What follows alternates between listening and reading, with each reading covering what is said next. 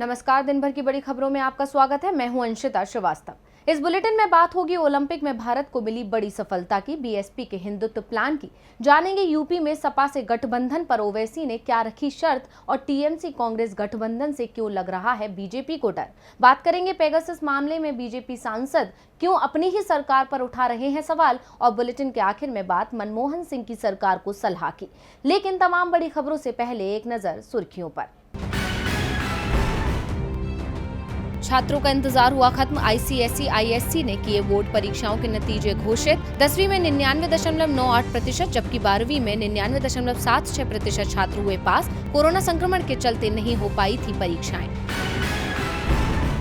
पंजाब के बाद मिशन राजस्थान पर कांग्रेस ने टिकाई नजर। केसी वेणुगोपाल, अजय माकन करेंगे जयपुर दौरा। राजस्थान में सीएम अशोक गहलोत और पूर्व डिप्टी सीएम सचिन पायलट के बीच चल रहे मतभेद। राजस्थान बीजेपी में गुटबाजी हुई तेज। वसुंधरा समर्थकों ने अलग से तैयार किया संगठन। राज्य समर्थक गुट ने किसान मोर्चा में की नियुक्तियां। कोटा जोधपुर संभाग के प्रभारी किए गए नियुक्त। वसुंधरा के पोस्टर पर मोदी, शाह, नड्डा को भी जगह नहीं। आरबीआई ने नियमों में किया बड़ा बदलाव। 5 करोड़ तक ले सकेंगे पर्सनल लोन। सुर्खियों के बाद अब बात आज की सबसे बड़ी खबर की। ओलंपिक के आज दूसरे दिन भारत की झोली में पहला मेडल आ गया। 49 किलोग्राम भार में भारत को सिल्वर मेडल मिला है। वैसे भारत को पदक की उम्मीद 10 मीटर एयर पिस्टल में सौरभ वर्मा से भी थी, लेकिन वो पदक के मुकाबले में चूक गए। दिन की शुरुआत में भारतीय हॉकी टीम ने न्यूजीलैंड को 3-2 से हराकर अपनी जीत का आगाज कर दिया था। तो आज भारत के लिए किसने खोला मेडल टैली में खाता, देखिए रिपोर्ट। टोक्यो ओलंपिक में वेट लिफ्टर मीराबाई चानू ने क्लीन एंड जर्क और स्नैच में कुल 202 किलो वजन उठाकर सिल्वर मेडल जीत लिया है। इससे पहले कर्णम मल्लेश्वरी ने 2000 में हुए ओलंपिक में कांस्य पदक जीता था। उसके बाद वेट लिफ्टिंग में भारत के लिए ये पहला पदक है। 2016 के रियो ओलंपिक में चानू अपने एक भी प्रयास में सफल नहीं हो पाई थी और डिस्क्वालीफाई भी हो गई थी। अपनी पुरानी गलतियों से सबक लेते हुए चानू ने आज देश की झोली में सिल्वर मेडल डाल दिया। क्लीन एंड जर्क के दौरान उन्होंने 87 किलो और स्नैच में 115 किलो वजन उठाया। दोनों ही वर्ग में चानू अपने तीसरे प्रयास में चूक गई थी। प्रतियोगिता का गोल्ड चीन की होउ जियुई ने 210 किलो वजन उठाकर जीता। चानू के सिल्वर मेडल जीतने पर पूरे देश ने उन्हें बधाई दी है।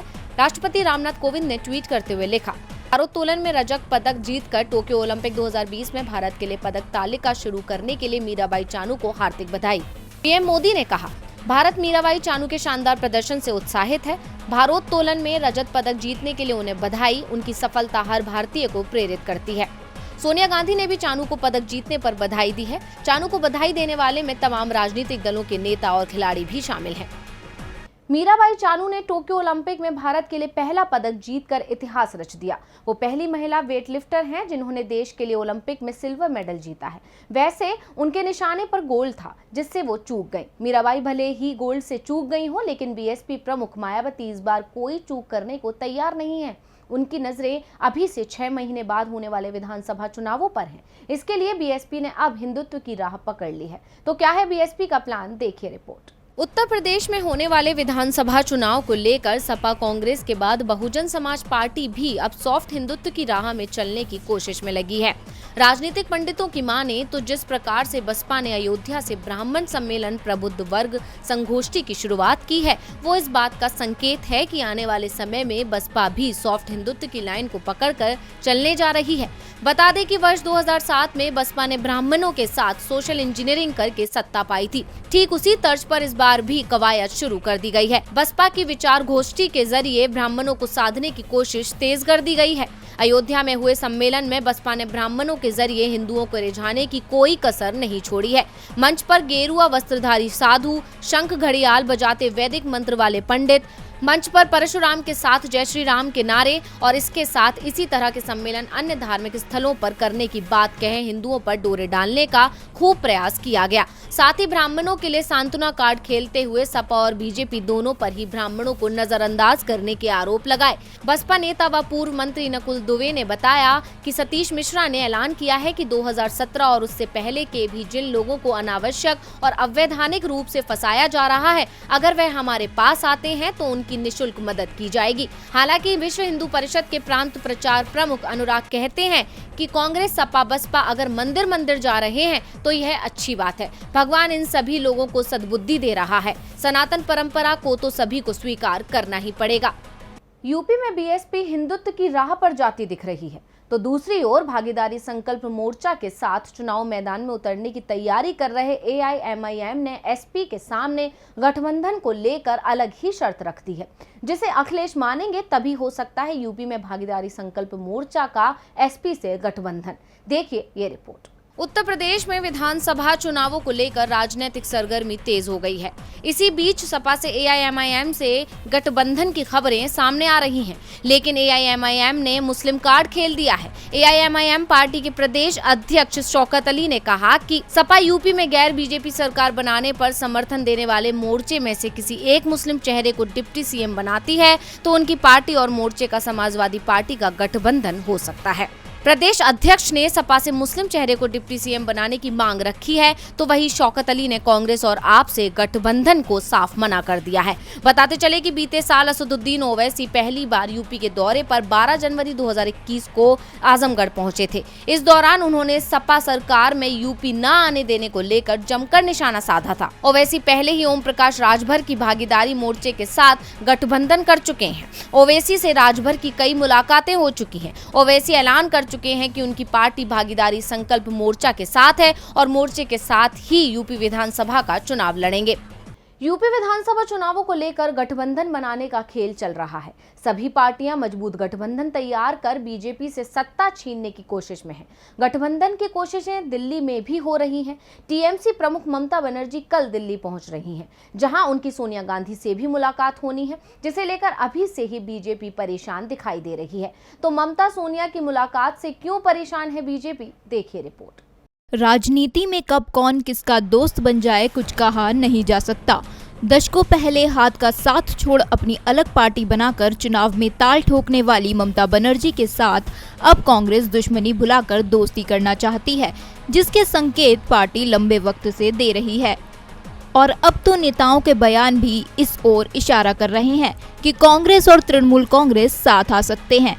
पश्चिम बंगाल कांग्रेस पार्टी के उपाध्यक्ष दीप्तिमान घोष ने संकेत दिया कि पार्टी ममता बनर्जी के नेतृत्व वाली तृणमूल कांग्रेस के साथ राष्ट्रीय और राज्य स्तर पर गठबंधन के लिए तैयार है। दीप्तिमान घोष ने कहा कि हम दोस्ती अधिक और कुश्ती कम करने की कोशिश करेंगे। कुछ अन्य विपक्षी दलों के साथ मिलकर राष्ट्रीय स्तर पर बीजेपी का मुकाबला करने के लिए दोनों दलों के नेतृत्व एक दूसरे से संपर्क कर रहे हैं। कांग्रेस नेता का ये बयान ऐसे समय में आया है जब ममता स्पष्ट रूप से राष्ट्रीय राजनीति में एक बड़ी भूमिका निभाना चाहती हैं और अगले हफ्ते दिल्ली का दौरा करने वाली हैं। अब ममता के दिल्ली दौरे और दीप्तिमान घोष के बयान को जोड़कर राजनीति में कई अटकलें लगाई जा रही हैं। कहा जा रहा है कि ममता बनर्जी के बढ़ते स्तर को देखते हुए अब कांग्रेस उनके साथ गठबंधन करना चाहती है, ताकि किसी भी तरह से बीजेपी के जीत के रथ को रोका जा सके, साथ ही अपनी जमीन को भी मजबूत किया जा सके। क्योंकि जैसे जैसे कांग्रेस कमजोर पड़ती जा रही है, वैसे वैसे ममता बनर्जी उभरती जा रही हैं। बंगाल से लेकर दिल्ली तक उनकी दहाड़ सियासत को नया मोड़ दे रही है। इसीलिए कहा यह भी जा रहा है कि वो महागठबंधन का चेहरा हो सकती हैं। यही वजह है कि कांग्रेस अब उनसे दुश्मनी भुलाकर दोस्ती करने का मन बना रही है। अब देखना होगा कि कब तक सियासत में ये दोस्ती परवान चढ़ती है। बीजेपी की परेशानी विपक्षी दल ही नहीं बढ़ा रहे, बल्कि उसकी पार्टी के सांसद भी बीजेपी की मुश्किलें बढ़ाते दिख रहे हैं। पेगासस जासूसी मामले में विपक्ष पहले से ही सुप्रीम कोर्ट की निगरानी में जांच कराने की बात कर रहा था और अब बीजेपी सांसद ने भी इसका समर्थन करते हुए कहा है कि यदि मोदी सरकार ने कुछ भी गलत नहीं किया तो उसे जांच से डरना नहीं चाहिए। तो किस सांसद ने किया विपक्ष की मांग का समर्थन, देखिए रिपोर्ट। सरकार पहले ही विपक्ष के सवालों से घिरी हुई है। इस बीच सरकार के अपने ही लोग विरोधी बन गए हैं और सवाल पूछ रहे हैं। जी हां, हम बात कर रहे हैं सुब्रमण्यम स्वामी की। जब से पेगासस मामला सामने आया है, सुब्रमण्यम स्वामी अपनी ही पार्टी से सवाल करते नजर आ रहे हैं। उसी कड़ी में सुब्रमण्यम स्वामी ने सवाल उठाया है कि 2017-18 में राष्ट्रीय सुरक्षा आयोग का बजट अचानक 10 गुना क्यों बढ़ गया। सुब्रमण्यम स्वामी ने एक ट्वीट कर सरकार से सवाल किया। आज संसद की लाइब्रेरी में मैंने भारत के नेशनल सिक्योरिटी काउंसिल सचिवालय के बजट की जानकारी मांगी। 2014-15 में 44 करोड़ रुपए, 2016-17 में 33 करोड़ रुपए और 2017-18 में 333 करोड़ रुपए। इतना इजाफा क्यों? क्योंकि एक नई चीज जोड़ी गई है, cyber security research and development. Modi सरकार के प्रवक्ता को बताना चाहिए कि ये बढ़े हुए 300 करोड़ आखिर गए कहां। इससे पहले भी पेगासस स्पाईवेयर मामले में जारी विवाद के बीच भाजपा के राज्यसभा सांसद सुब्रमण्यम स्वामी ने मोदी सरकार पर हल्ला बोला था। उन्होंने कहा था कि पेड कॉन्ट्रैक्ट्स पर काम करने वाली कंपनी को भारतीय ऑपरेशन को अंजाम देने के लिए किसने पैसे दिए। यहां तक कि सुब्रमण्यम स्वामी ने ट्वीट कर कहा था कि गृह मंत्री अमित शाह को संसद में बताना चाहिए कि सरकार का उस इजरायली कंपनी से कोई लेना देना नहीं है जिसने हमारे फोन टैप किए, नहीं तो वाटरगेट की तरह सच्चाई सामने आएगी और भाजपा को नुकसान पहुंचाएगी। अब विपक्ष ने तो पहले ही सरकार की नाक में दम कर रखा है। ऐसे में बीजेपी के सांसद के सवाल सरकार के लिए और मुश्किलें पैदा कर रहे हैं। अब इस पर मोदी सरकार की प्रतिक्रिया का इंतजार रहेगा। बीजेपी की परेशानी हर ओर से बढ़ रही है। विपक्ष सरकार को घेर रहा है, पार्टी सांसद सवाल उठा रहे हैं, तो एनडीए सहयोगी भी विपक्ष के साथ ही खड़े दिखाई दे रहे हैं। दरअसल देश में जनगणना का काम चल रहा है और इसे लेकर तेजस्वी यादव ने सरकार को कुछ सुझाव दिए थे और नीतीश कुमार भी इस मामले में तेजस्वी का समर्थन कर रहे हैं, जबकि मोदी सरकार ने साफ कर दिया है कि वो नीतीश की मांग को स्वीकार नहीं करेगी। तो क्या है मामला, देखिए रिपोर्ट। केंद्र सरकार जाति आधारित जनगणना को तैयार नहीं है, लेकिन बीजेपी की सहयोगी केंद्र सरकार की इस राय के समर्थन में नहीं दिखाई दे रहे हैं। सरकार ने संसद के मानसून सत्र में ही साफ कर दिया है कि 2021 की जनगणना में जाति का कॉलम नहीं होगा, यानी जातिगत जनगणना नहीं कराई जाएगी। इसे लेकर बीजेपी की सहयोगी जेडीयू ने आपत्ति दर्ज कराई है। बिहार के मुख्यमंत्री नीतीश कुमार ने कहा कि एक बार निश्चित रूप से जातिगत जनगणना देश में होनी चाहिए। इससे एससी एसटी के अलावा भी अन्य कमजोर वर्ग हैं, उनकी वास्तविक संख्या की जानकारी होगी और सभी के विकास के कार्यक्रम बनाने में सहायता मिलेगी। मुख्यमंत्री ने कहा कि एक बार फिर आग्रह करेंगे कि जातिगत जनगणना कराई जाए। सीएम नीतीश ने ट्वीट कर लिखा, हम लोगों का मानना है कि जाति आधारित जनगणना होनी चाहिए। बिहार विधानमंडल में 18 फरवरी 2019 एवं पुनः 27 फरवरी 2020 को सर्वसम्मति से इस आशय का प्रस्ताव पारित किया था तथा इसे केंद्र सरकार को भेजा गया था। केंद्र सरकार को इस मुद्दे पर पुनर्विचार करना चाहिए। दरअसल नेता प्रतिपक्ष तेजस्वी यादव ने भी राज्य में जातिगत जनगणना का मुद्दा उठाया है। तेजस्वी यादव ने बीजेपी और केंद्र सरकार पर निशाना साधते हुए कहा कि बीजेपी को पिछड़े और अति पिछड़े वर्गों से इतनी नफरत क्यों है। तेजस्वी का कहना है कि जब तक पिछड़े वर्गों की सही संख्या पता नहीं चलेगी तब तक उनके फायदे की योजनाएं कैसे बनेगी। तेजस्वी ने कहा कि बिहार के दोनों सदनों में बीजेपी जातीय जनगणना का समर्थन करती है, लेकिन संसद में बिहार के ही कठपुतली मात्र पिछड़े वर्ग के राज्य मंत्री से जातीय जनगणना नहीं कराने का ऐलान कराती है। केंद्र सरकार ओबीसी की जनगणना क्यों नहीं करना चाहती। अब तेजस्वी की तरफ से उठी इस मांग के बाद सीएम नीतीश का इस तरह का बयान आना खुद ब खुद इशारा करता है कि दोनों ही मोदी सरकार के फैसले के खिलाफ हैं और उनसे सवाल पूछ रहे हैं। अब तो समय ही बताएगा कि सरकार का क्या होगा रिएक्शन। और बुलेटिन के आखिर में बात पूर्व पीएम मनमोहन सिंह की पीएम मोदी को सलाह की। देश की अर्थव्यवस्था इस वक्त उस दौर से गुजर रही है जहां उसकी रफ्तार धीमी पड़ रही है, क्योंकि जब महंगाई बढ़ेगी, बेरोजगारी बढ़ेगी तो अर्थव्यवस्था कैसे बढ़ेगी। लेकिन इस हालात को समझते हुए भी मोदी सरकार कोई ठोस कदम नहीं उठा रही है। इसीलिए पूर्व पीएम मनमोहन सिंह ने उसे आईना दिखाया है, साथ ही देश के लिए गंभीर चेतावनी भी जारी की है जो परेशानी का सबब बन सकती है। साल 2014 में देश की सत्ता में आने को आतुर पीएम मोदी ने पूर्व पीएम मनमोहन सिंह को लेकर महंगाई के मुद्दे पर जमकर घेरा था। हर रैली में उन्होंने मनमोहन की नाकामियां ही गिनवाई थी, लेकिन अब उन्हीं मुद्दों पर वो खुद ही घिर गए हैं, क्योंकि उनके राज में तो बढ़ती महंगाई और गिरती अर्थव्यवस्था ने रिकॉर्ड ही तोड़ दिया है, जिस पर देश से लेकर विदेशों तक उनकी नीतियों में खामी निकाली जा रही है।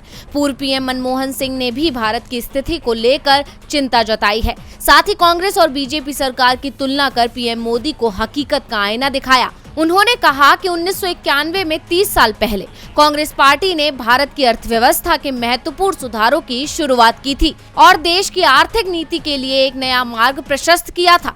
पिछले 3 दशकों के दौरान विभिन्न सरकारों ने इस मार्ग का अनुसरण किया है और देश की अर्थव्यवस्था $3000 अरब की हो गई। और यह दुनिया की सबसे बड़ी अर्थव्यवस्थाओं में से एक है। उन्होंने कहा कि वो सौभाग्यशाली है कि उन्होंने कांग्रेस में कई साथियों के साथ मिलकर सुधारों की इस प्रक्रिया में भूमिका निभाई। इससे उनको काफी खुशी और गर्व की अनुभूति होती है। लेकिन अब पिछले कुछ सालों में देश की स्थिति खराब हो गई है, उसे देखकर काफी चिंता होती है। पूर्व पीएम मनमोहन सिंह ने चेतावनी देते हुए कहा कि देश के लिए आगे की राह 1991 के आर्थिक संकट से भी ज्यादा चुनौतीपूर्ण है। देश में अर्थव्यवस्था के लिहाज से काफी मुश्किल वक्त आने वाला है, जिसे भांपते हुए मोदी सरकार को नई नीति बनानी होगी और देश को मुश्किल दौर से बचाना होगा। अब मनमोहन सिंह ने तो पीएम मोदी को सलाह दे दी, लेकिन वो उनकी नीतियों पर चलते कहां हैं। इसीलिए तो बीजेपी के राज में ही अर्थव्यवस्था बद से बदतर बनी हुई है, जिसका हर्जाना जनता को भुगतना पड़ा है। तो आज इस बुलेटिन में बस इतना ही। देखते रहिए DV लाइव। नमस्कार।